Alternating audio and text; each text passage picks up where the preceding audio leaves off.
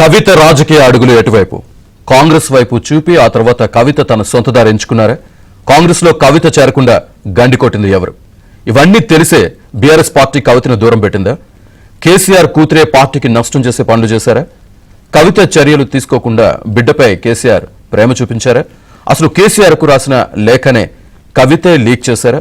తెలంగాణ రాజకీయాల్లో ఏం జరుగుతోంది?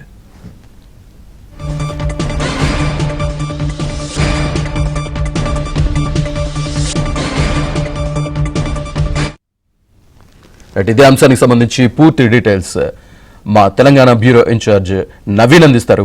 నవీన్, సో మొత్తం మీద కవిత ప్రయత్నాలు అంటే ఆమె సొంత దారిలో వెళ్తారా, లేకుంటే సొంత అడుగులు వేస్తారా, లేదా ఆమె మరొక ప్రత్యామ్నాయాన్ని ఎంచుకునేందుకు చేసినటువంటి ప్రయత్నాల మీద ఆంధ్రజ్యోతి, ఏబిఎన్ ఆంధ్రజ్యోతి వరుసగా గడిచిన 2 రోజులుగా రాస్తున్నటువంటి ప్రచురిస్తున్నటువంటి కథనాలు తెలంగాణ రాజకీయాల్లోనే కాదు 2 తెలుగు రాష్ట్రాల్లో కూడా సంచలనం సృష్టిస్తున్నాయి. సో గతంలో ఇదే అంశాన్ని అంటే షర్మిల కొత్త పార్టీ పెట్టబోతుంది, సో షర్మిలకు ఎదురైనటువంటి పరాభవమే కావచ్చు, లేదా అన్న నుండి ఎదురైనటువంటి చిత్కారాలే కావచ్చు, నిరాదరణే కావచ్చు, ఆమెకు జరిగినటువంటి అన్యాయాన్ని ఆంధ్రజ్యోతి అప్పట్లో ఎలుగెత్తి చాటింది.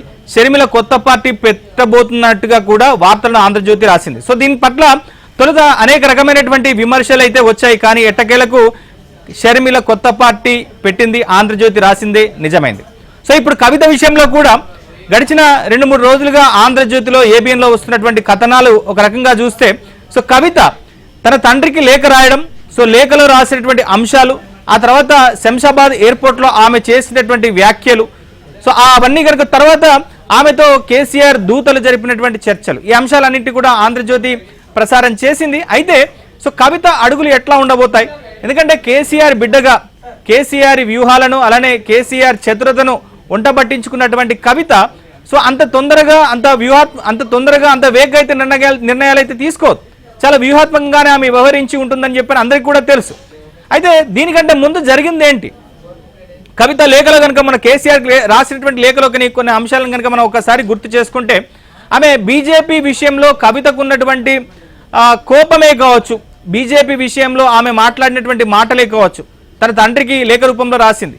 సో బీజేపీ విషయంలో 27వ తారీఖున జరిగినటువంటి ప్లీనరీలో కొంత గట్టిగా మాట్లాడాల్సినటువంటి అవసరం ఉంది. కేసీఆర్ తీరు వల్లనో లేకుంటే పార్టీ తీరు వల్లనో బీజేపీకి బీఆర్ఎస్ మధ్య కొంత అవగాహన ఉందనేటువంటిది ప్రజల్లోకి వెళ్ళింది. ఫలితంగానే లోక్సభ ఎన్నికల్లో మనము ఓడిపోయాము, ఎమ్మెల్సీ ఎన్నికల్లో మనము పరోక్షంగా బీజేపీకి మద్దతు ఇచ్చినట్లయింది అని చెప్పేసి ఆమె చేసినటువంటి వ్యాఖ్యలు కనుక చూస్తే ఒక రకంగా ఒక ఉద్దేశపూర్వకంగానే ఆమె వ్యాఖ్యలు చేసి ఉండవచ్చు అనేటువంటి అనుమానాలు అయితే మనకు రేకిస్తున్నాయి. సో మొత్తం మీద కవిత అడుగులు ఎటువైపు? సో ఈ అడుగులు తొలుత కాంగ్రెస్ వైపు పడ్డట్టుగా మనకైతే తెలుస్తోంది. మనకు ఉన్నటువంటి కాన్ఫిడెన్షియల్ సోర్సెస్ ద్వారా కనుక మనకు చూస్తే, సో కవిత కాంగ్రెస్ లో చేరేందుకు ఆమె పార్టీ అధిష్టానంతో రాయబారం నడిపినట్టుగా మనకు స్పష్టంగా తెలుస్తోంది. సో నిన్న ఈ వార్త తర్వాత కవిత ఒక ట్వీట్ చేశారు. సో ఈ వార్త రాసే ముందు తనను కనీసం ఉండాల్సింది అని చెప్పేసి అంటూ ఆమె రాస్తూనే ఈ వార్త విషయంలో ఆమె ఖండించకపోవడానికి కనుక చూస్తే, సో ఈ వార్త తనను సంప్రదించలేదనేటువంటి వ్యాఖ్యలు చేశారు.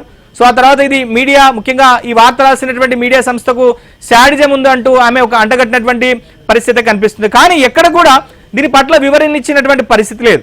సో మరోవైపు ఇవాళ కూడా ఆంధ్రజ్యోతిలో ఒక వార్త అయితే ప్రచురితమైంది. సో కవిత కాంగ్రెస్ అధిష్టానంతో సంప్రదింపులు జరిపింది, రాయబారాలు జరిపింది. సో కాంగ్రెస్లో చేరేందుకు ఆమె చేసినటువంటి ప్రయత్నాలను కూడా ఆంధ్రజ్యోతి బయటపెట్టింది.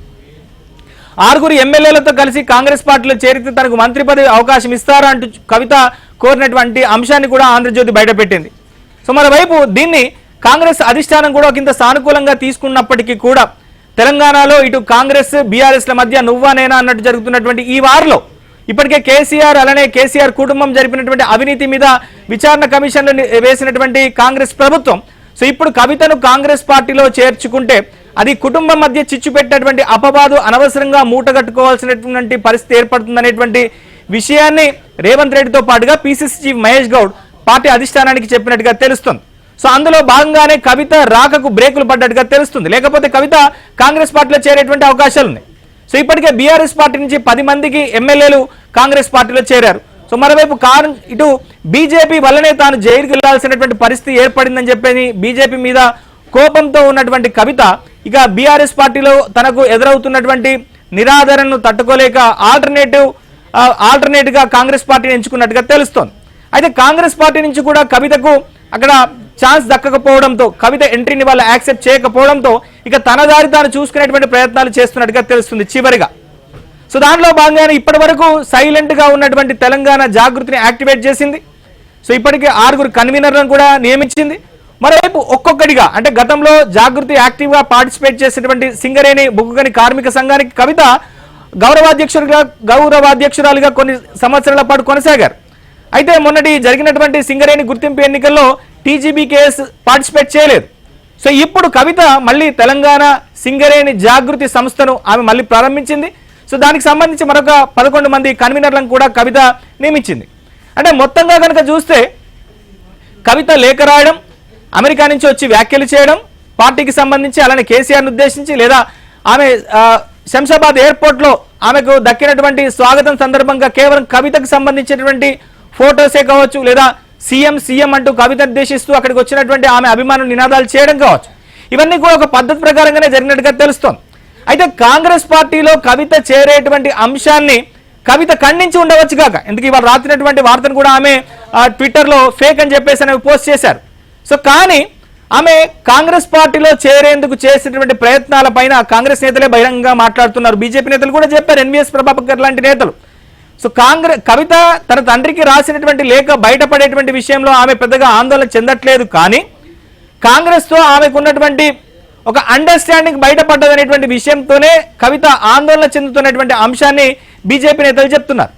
సో మొత్తం మీద కాసేపట్లో కవిత ఒక మీడియా ప్రతినిధితో